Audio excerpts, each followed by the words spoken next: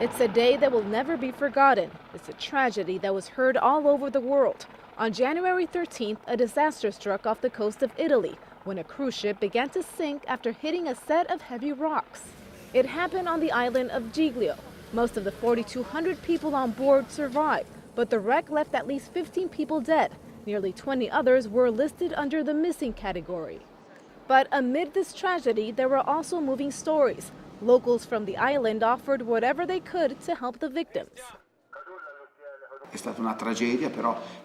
It was a tragedy, but 4,200 people were saved.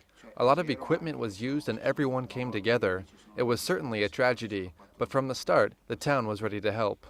Many survivors came to this church to seek help. The parish is Santi Lorenzo in Mamigliano, which is just a few feet away from shore. The pastor of the church personally helped survivors.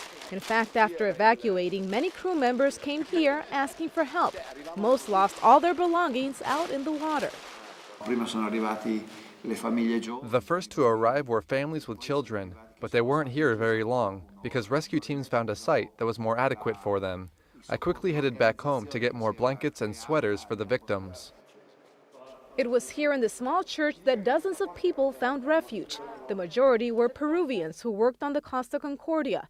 In fact, the pastor remembers one case in particular where one employee named Ricardo was suffering from hypothermia after waiting to be rescued for hours out in the sea.